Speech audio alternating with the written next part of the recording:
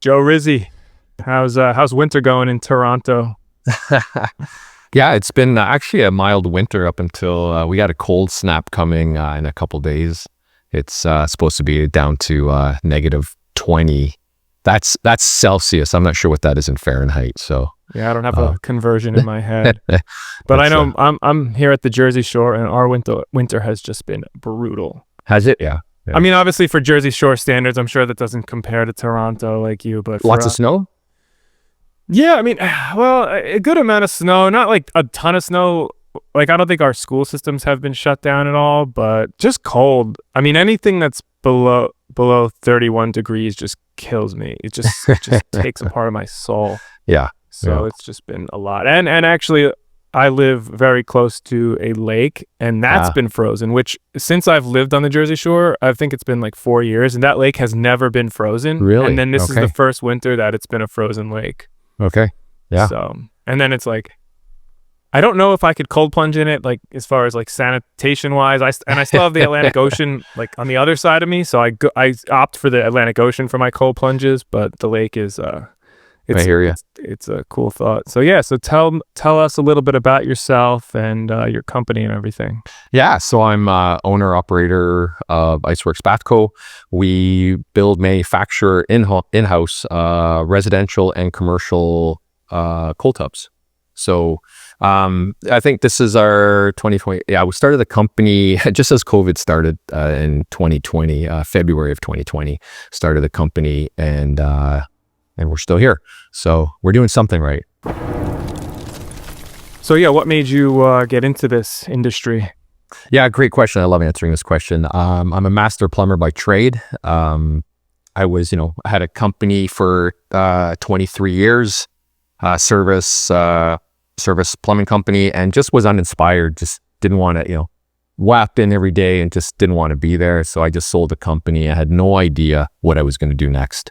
And within 2 months, I stumbled on cold tubs. I had a friend of mine who actually has a wellness spa, and he was offering a cold immersion experience, and he had this Rubbermaid tub filled with water and ice, and people were getting in and out of it, and never mind the sanitization thing or whatever, with people getting in and out of it. He also said, I'd love to have this in my studio full time, and I'm like, well, I can build you that. And that's how it started. Simple as that. I just built the tub for him, and then someone else asked. I was building tubs out of my garage for over a year, just as a hobby, as it's something to do, and just made some connections, and here we are today. Going crazy. We have multi-year, multi-tub contracts right across North America. Othership, I'm sure you're familiar with. We have a contract with them. What? No, I'm not. What is Othership? Oh, Othership is they're one of the big reasons I got into the commercial tub space. Robbie and Miles are the owners of Othership. It's a contrast therapy place in Toronto. Now they've moved to New York. But yeah, so they connected me. A buddy of mine connected me to Robbie, and Robbie asked me to build a cold tub for them, and that's how I got started in the industry. So it's been amazing. It's totally in alignment with who I am and what I do. So it's been such a ride. It's been great. Yeah, especially as a plumber. What was it like that first one you ever built? Did you? Yeah, tell me about Yeah, that. they're pretty straightforward. There was just a bit of research to figure out, because a residential tub is completely different from a commercial style tub. Residential tub, you just pretty much have a recirc pump with some sort of piece of equipment that will cool the water, and if you want something to sanitize the water, sometimes people don't even do that, and they just kind of change the water out whenever they want. So it's very that's a very basic type tub. But yeah, commercial tub, there's definitely a lot more moving parts to it. That was the intense part, because there was nothing on the market that I could look and model. So I had to kind of come up with my own system. And even when we did the other ship project, they gave me a room. We had 8 tubs to build, and they gave me a room. This is where all the equipment has to fit in, and it wasn't a big room, so I had to figure out how to assemble everything to be compliant to the Ontario Building Code and also the Health and Safety Act as well. So. Awesome. So yeah, that is a great segue to my next question is, what is the difference between a commercial tub and a residential tub? Yeah, great question. I think, being in this industry, I think there's a lot of miscommunication out there. There's a lot of, I guess first I should back up and say there isn't a regulatory standard for commercial, for cold tubs, because it's such a new product. Sure, you'll find pools and spas and even float tanks, they have regulations. So we are adopting in our area the spa regulation. So that's what we're following. So the big difference is really the safety components. Essentially, you don't want anyone getting hurt or sick if they get in a tub. And I guess the misconception is that they can, buy a off-the-shelf tub on the internet and put it in their commercial space. Not a chance. It won't fly. I mean, in Canada, you need to get a permit and have an inspection and all that stuff to have a tub in your commercial space. In the States, I'm not sure if it's that stringent, because we do see spaces putting in just off the shelf tubs in their commercial establishments. So right. So any single ice bath in Canada in a commercial setting needs to be permitted technically. Yeah, you need to pull a permit. It's just like, a pool or a hot tub. It's, if anyone's getting in there, the public's getting in there, they need to be protected. They need to be assured that they are safe and not going to get hurt or sick. I mean, that was brought us to even our residential tub. That was such a big deal for us that we got our residential tubs CSA certified and UL certified, which essentially means that we've brought it to a third party, had it tested, that no one is going to get hurt or sick getting in our tub. And we spent tens of thousands of dollars to get this certification. Wow. And I believe we are the only cold tub on the market that has this certification for residential. Now, commercial, we do have to get them every single tub tested, and it's called a field evaluation, SPE 1000-13. It's a field evaluated, and essentially it's a one-off product that you would have an inspector come in and stamp it that this tub is safe for human occupancy. Is a requirement in Canada. Now in the States, again, I'm not 100% sure if that is the way it rolls out. So, but regulation is coming down the pipe. It will be very soon one day required. Yeah. Now, obviously, I don't know anything about how spas work in Canada and everything. Do you think that every gym and spa is being compliant with these codes? Absolutely not. Absolutely That's the answer I thought you'd say. Yeah. No, absolutely not. And it's more of an education piece, because people don't know. Like, we at first, we just, we were building these commercial cold tubs and saying, here you go, here's a tub. And then they'd come back with all these questions. It's not just about the tub, it's about the tub in the space. Like, there's regulations where there's setbacks, how close a tub can be to another tub, to a wall. And, they have to be able to get a stretcher in and get someone out of the tub, the room for that. You have to have a emergency shutoff that's not attached to the tub. You have to have an emergency phone. You have to have signage that, that's just, there's a lot of different information on the signage, but it's essentially for health and safety of the people getting in. And also another thing we noticed is that, we're finding that people didn't know what to do with the tub, in a sense where, how do we put it in our space? And that's where we came in. We worked with their general contractor. We work with their designers. We work with their architects. We go on site. Like, I was just in Vancouver, which is, on the other side of the country in Canada. And I was there doing an install, because that's how we show up for our clients. We want to make sure that they get the best, best product for their environment. And, in that project, there was one thing that happened where, and this is our superpower, is the ability to customize our tubs.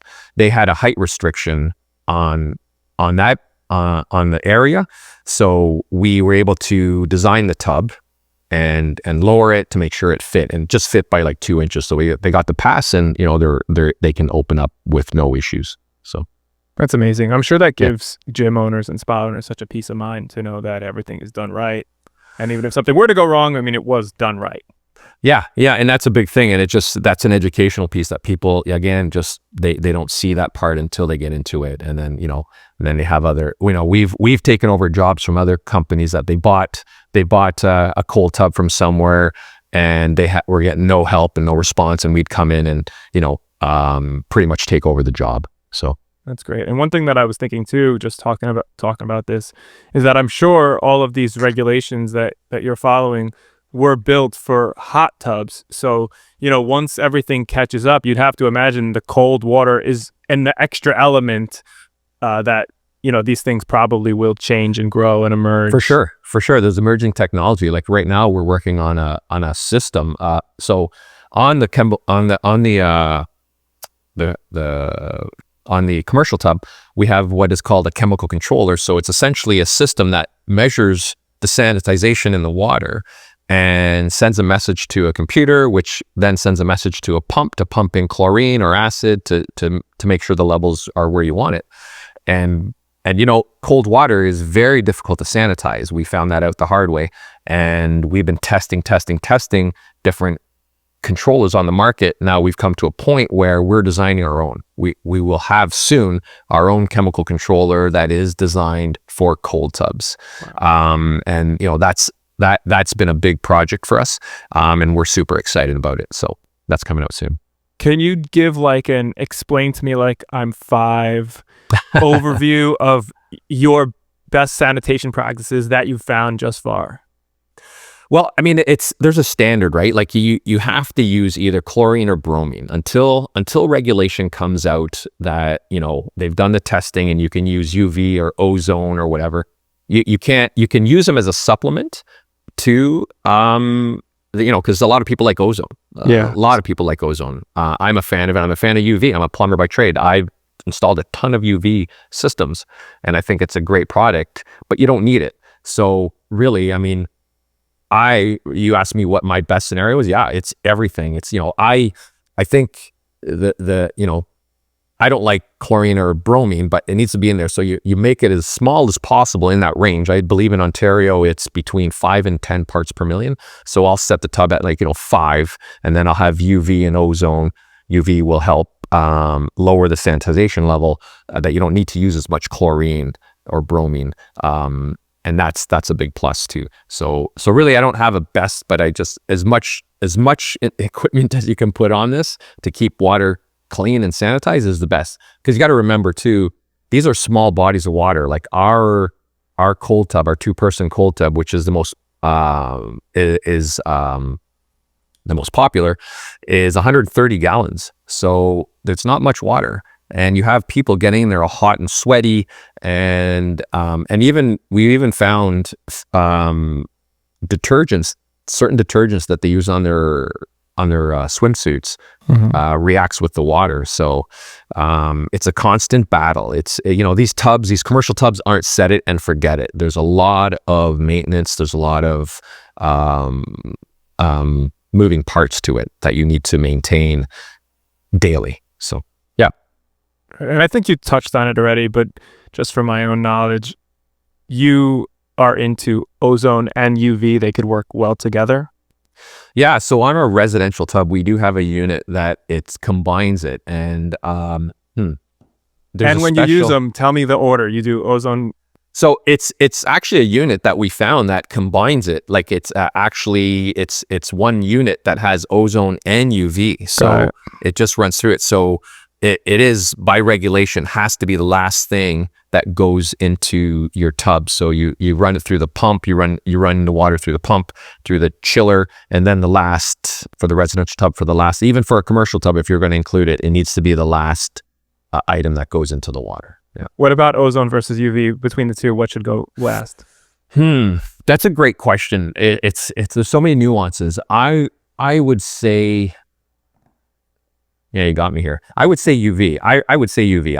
I am a fan of UV. It just kills a lot of stuff. And then coupled with that, the chlorine or bromine, you're going to kill everything. You're going to kill everything. Ozone has, I mean, I know there's people out there in the market that just push ozone. There's a few things that are kind of holding me back there because, with ozone, it can pool. It's not good to breathe in. So there's different, you'd have to figure out that system and move forward with it before you just add it into your tub. Like, you need to figure that out, how it's going to work. So if that makes sense. Yeah, definitely. So your company, Iceworks Bath Co., how have you guys changed from those early days in 2020 to what you're doing now? Yes. Big changes. Like I said, I started in the garage, working just by myself, as a hobby, fun. I love, I'm a tradesman. I love tinkering. I love, my favorite thing to do, Mike, is to go at the shop on the weekend when no one's there and just build stuff. Never mind, not even cold, to just build stuff, just tinker around. So yeah, it started like that in the garage, and then just kind of slowly grew. And now we have, a 2,200 square foot building with, I'm not sure how many employees, but a bunch of us working, and we're looking to move into a bigger facility because it's just getting busy. So yeah, so we've grown exponentially. Like, we have tubs. We signed a contract to provide tubs for 11 high-rise residential buildings. These are really high-end residential buildings. We have just sports teams, pro athletes we deal with. That's amazing. Executives. Yeah, it's, we got into it, for my wife, my partner Shannon, and I are athletes, lifelong athletes. We're Ironman. We've been to race Ironman. Ironman. Yeah, Ironman. We're Ironman. World champs, we race at a high level, and we're looking for every little kind of, anything to move us forward. And, cold immersion was a big one for us.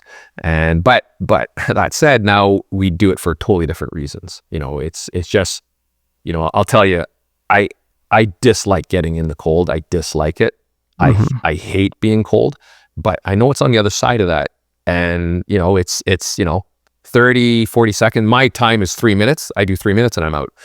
You don't need more than that. You don't even need 3 minutes, but I figure I'm getting in. The first 40 seconds suck. After that, it's, you're numb and you're okay. But the smile that comes on my face and how I feel for the rest of the day, there's no changing like that. That is a lifestyle that I'll always, it'll be in my routine forever. So yeah, I mean, I think that's the thing about these ice baths. They kind of sell themselves, because once you do it, I mean, it's just such a profound experience that everyone has. Yeah, it always sucks getting in, but it's always just so good getting out. And the science, I'd say this, and the science behind it is real. Like, it's not like it's just, oh, you feel good, but I don't know how you feel good. No, the science behind it is real. This is multifaceted. It's not just for athletes. It's for, someone business. A lot of guys on, a businessman, we call them Bay Street boys in Toronto. There's Bay Street where all the executives work. Bay Street boys. That's like your Wall Street. Wall Street, yeah, Wall Street boys. So the Bay Street boys, they love this. Those actually are my biggest clients. Sure. Plus, they have all the money, and they have the money, right? So it's an easy thing to add, and it doesn't take much time. And we're finding tubs. We're putting tubs in. I have a client that he has. They just bought their 4th tub yesterday. They called me. They want a tub for their Florida home. They have a tub in their home in Toronto, then their cottage, and their son got one, and now they want one from Florida because they see the practice, they love it, and when they're away, they don't want to miss it. So, yeah. And I'll tell you what. One thing that I love about your company is that you're not blasting everyone in the face with ads. So would you say that most of your sales and everything are coming from word of mouth, or how are you going about that? It's word of mouth for sure. Like, it's word of mouth. especially in the commercial side of things. Once you get a name out there, we worked with some pretty big builders. Once that word comes out there, that Othership was a big one for us. They say who was working with Othership, and and they just went from there. So we have a bunch of different contacts there. They say, hey, we have a project for you. Are you interested? I'm like, of course I'm interested. So you said Othership has a spot in New York City. Yeah. Do you have bats there? Flatiron? No, so I don't have that one, only because they were that project started as we were starting the Toronto project, because of time and stuff, it just wouldn't work out. And it was the first time in the States, and they wanted to make sure that they had everything dialed in and make sure that they didn't, they want to use local trade, so to speak. So that's why we didn't do that one for them. That's cool. Well, if you ever put one of your own in there, let me know. I'll check it out for sure. Yeah, for sure. Yeah, for sure. What other trends have you been seeing in the ice bath industry? So the industry growth, more spaces are opening up. It's available to, it's becoming available to everyone. That I find is a trend, and it's not even a trend. It's like I said earlier, the science behind this is real. This is going to be around for forever. It's just going to build bigger and bigger. You're seeing that more manufacturers are coming online. That's again, for sure. yeah, I think everyone's seeing that trend. Yeah. So and are they real? Like, a lot of these companies, they buy their stuff overseas, they get it shipped in, and they're just a ship drop type company, where there's a few of us out here in North America that actually build. Like we build everything on site. Everything is manufactured on site in Canada, in our factory. We don't buy anything overseas. Everything is North American. But we see, these other companies opening up and just kind of, great. I don't know. That's definitely a trend that I want to see more, is less drop shipping, more actual builds, actual facilities. Yeah. And what I'm finding is, they're trying to jump onto this, onto this trend or whatever you want to call it, but do it right. If you're going to do it right. Like, I see the advertising, they're saying commercial ready or commercial viable. And all they're saying is that their chiller is a bit bigger than their regular chiller, so it can accommodate more people. That has nothing to do with commercial. Nothing. It's just words. It's false advertising, and it's if they're doing it on purpose, there's a problem. But if they don't know, and again, they might not know because they're not as familiarized with the industry as someone like myself, who's been in this type of industry for my whole life. I've dealt with inspectors from day one on my plumbing company, and I've been on job sites, and I've seen a lot of different things. So I think it's less that they don't know; it's more that they just don't care. And that's another thing. If they don't care, then there's a problem, right? They're putting their needs before the the health and safety of others. Like, I think that's just I don't know how they sleep at night, but I agree. Yeah. Another one is, the awareness of what's coming is the regulations. Again, I've said this a couple times, people think they can buy a tub off the shelf and put it in their commercial space. Now they're learning that there's so much more to it.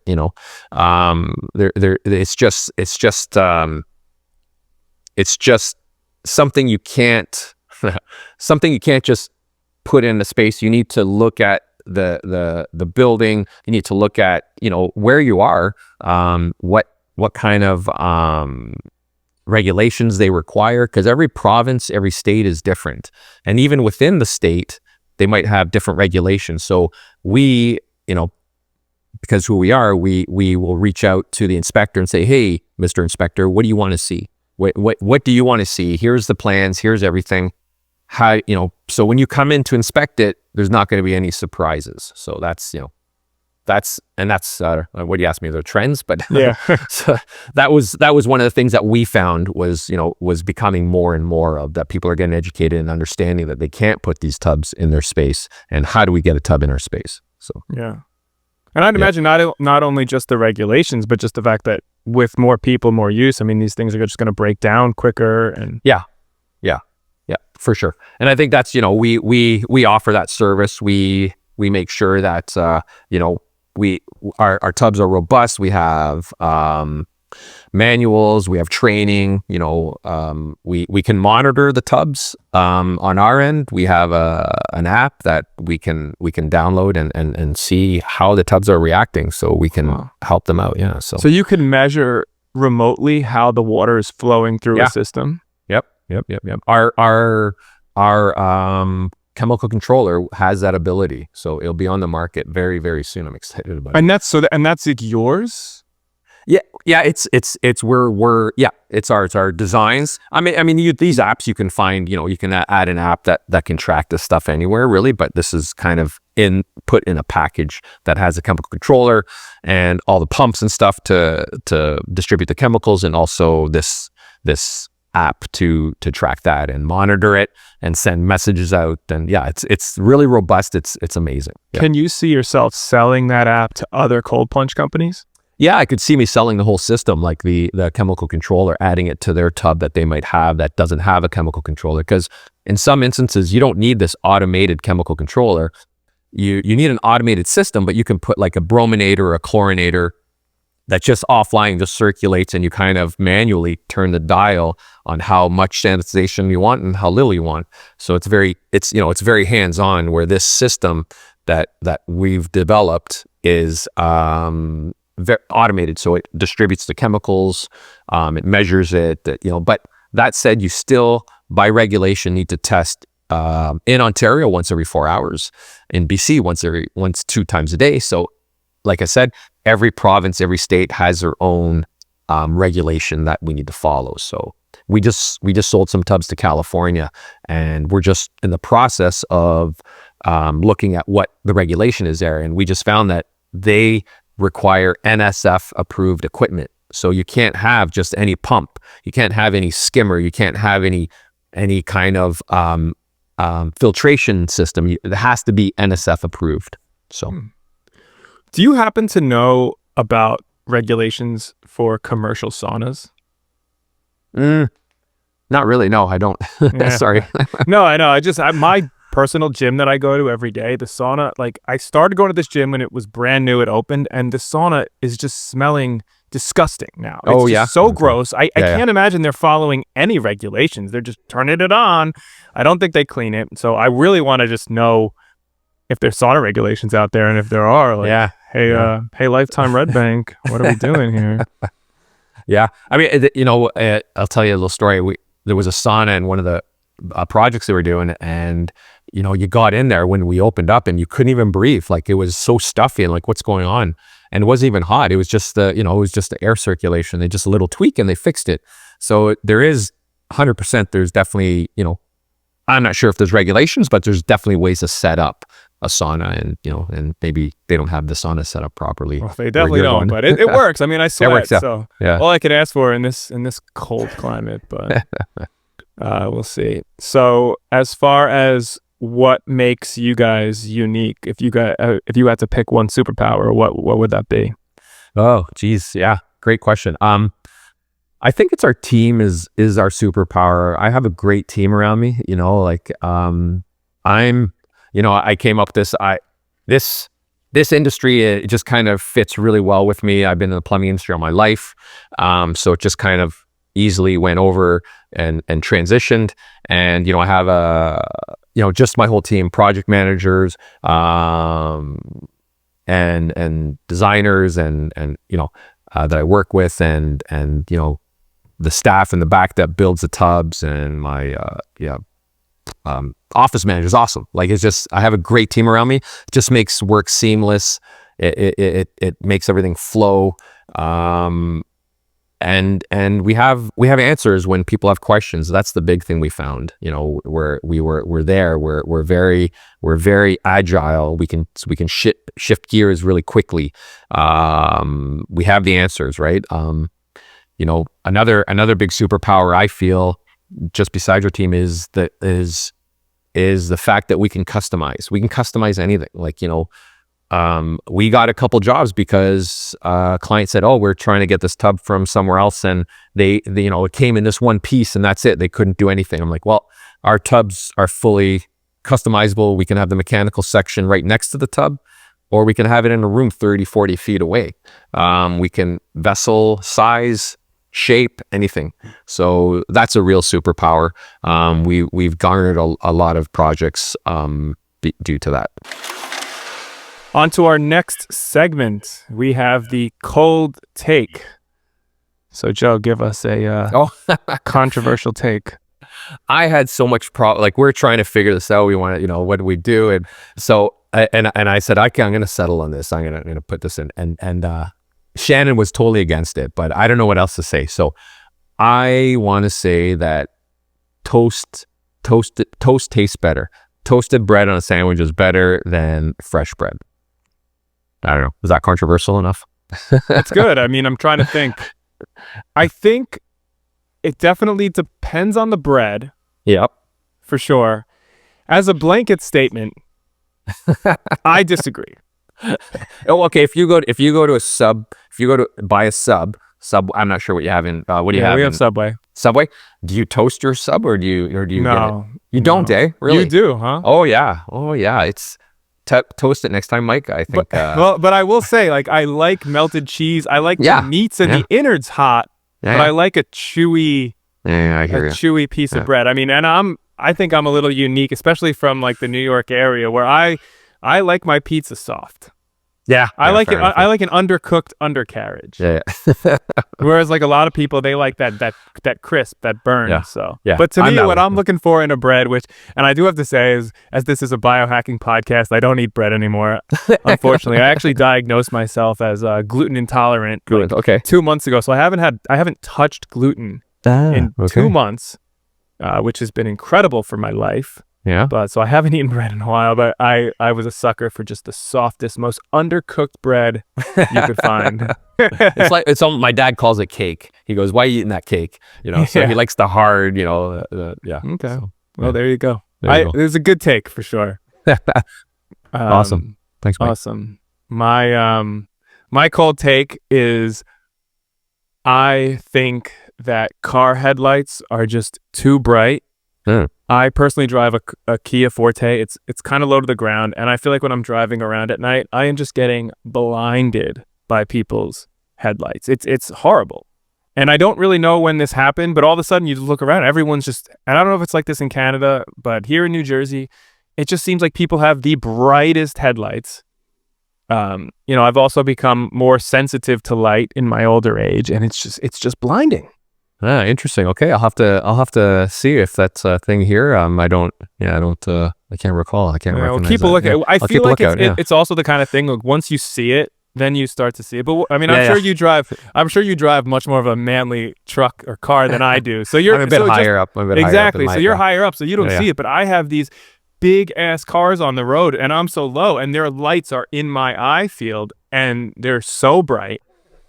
It's really awful, and I hope that some regulation or something should come, because I mean, what's stopping the car manufacturers from just putting the brightest lights possible? And there's really no limit to how bright these lights can get. And to the driver's perspective, it's like, why wouldn't you want the brightest lights? Because that's going to keep you safest on the road. But do they realize that there's oncoming cars that are getting blinded. So it's like, I think that we actually need some sort of a future where we could come to an agreement on the max lumens of your car headlights, because this is a problem for us. I think we're going to bypass that problem, and just because they're going to be automated vehicle, like autonomous. We're not going to be driving in 10 years. It's going to be all. It's all going to be just sitting in the back, reading, watching the podcast, the Cold Plunge podcast. Which is a whole other issue. Which is like, can I use my government dollars to get me from A to B? No, I was a bad boy this week. I tweeted some mean things, so I can't go anywhere. That's a whole different podcast. Which. This is our social reaction, brought to you by Cold Plunge Memes on Instagram. So this is a picture for those that are just listening, and the caption says, "Some guy on YouTube you should build your own cold plunge. And then it shows his garage. That's the meme. And his garage is just this 10 out of 10 handyman DIY garage. Yeah.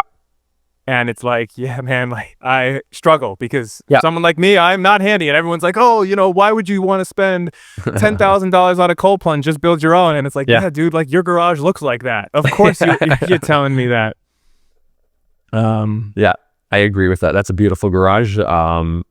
It's similar to the one I had. Now my shop looks like that, but yeah, you have to have the right tools to do the right job. So, sure, it's easy if you're inclined, if you're mechanically inclined to build, a cold tub. It is very easy. Supply return through a chiller and a pump, and you're done.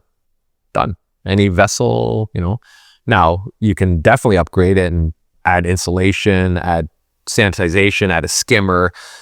All that stuff, but really down and dirty cold plunge, it'd be pretty easy if you have the tools and you have the inclination. So as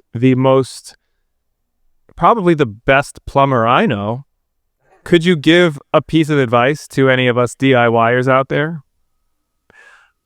Yeah, I just buy a stock tank, put it in your backyard, fill it with water, and you got your cold plunge. Like right now, you don't need anything to keep it cold because of the winter season. As soon as buy a chiller, plug it in.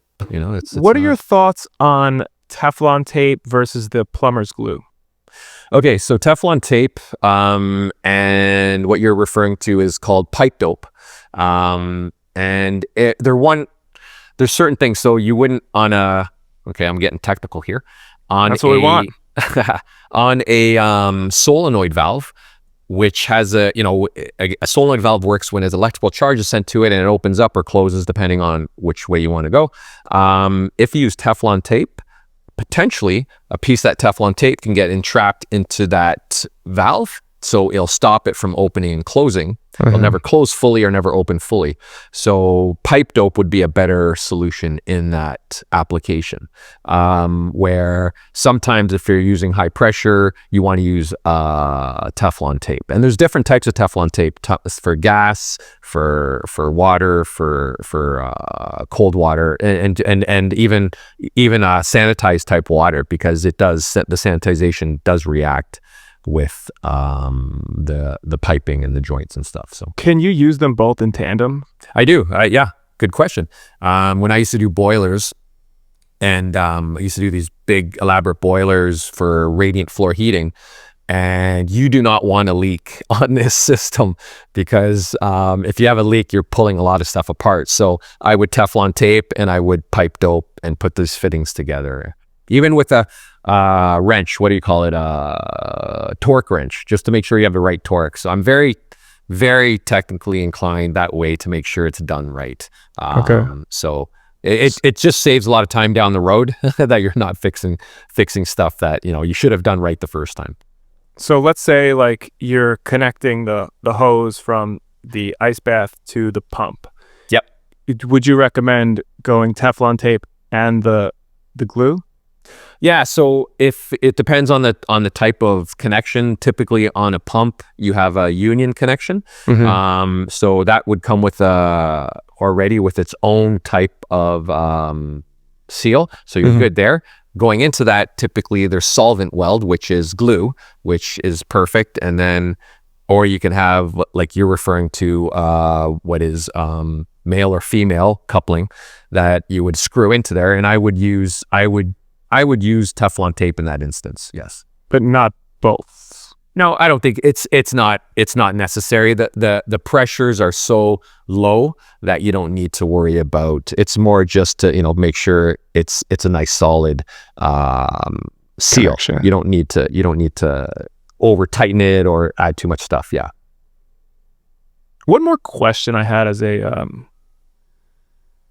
someone with plumbing background, as far as getting ozone into your tub, is the only way to do it with the Venturi injector, or can you pump ozone without it?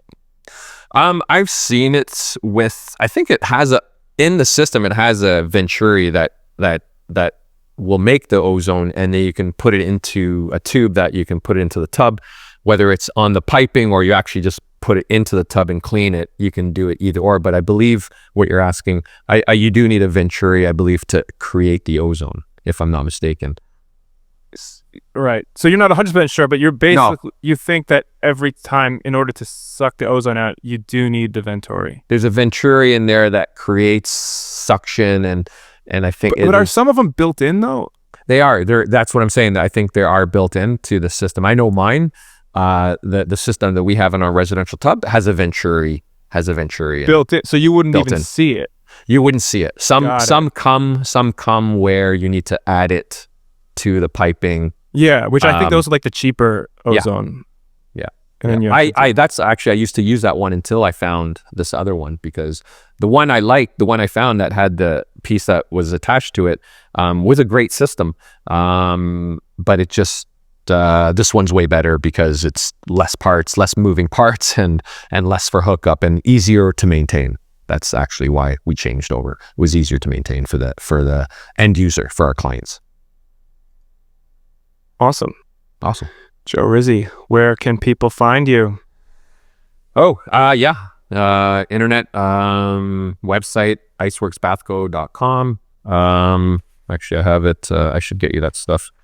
I had it written down here. Yeah, we'll put it in the links anyway. Okay. Yeah, so we're on Instagram, LinkedIn, website, iceworksbathco.ca. Sorry, no, I said .com, it's .ca, Canada. Our Instagram, iceworksbathco. And our LinkedIn is, I'll send you the links. It's awesome. Yeah. Any other parting words? No, thank you so much for the opportunity, Mike, to be on your podcast. Very grateful. Getting the word out there. We don't do much advertising. We have a lot of word of mouth, but this, I didn't want to pass this up. So thank you for the opportunity to show, I don't know, how great, can I say that? How great Iceworks is. Absolutely. We look forward to having you on again. Yeah, awesome. This is the Cold Plunge Podcast with me, Mike Gorman. Be sure to check out the video version of this podcast on our YouTube channel, and check the show notes for any references, studies, or links to anything I spoke about on our website at plungereviews.com/podcasts.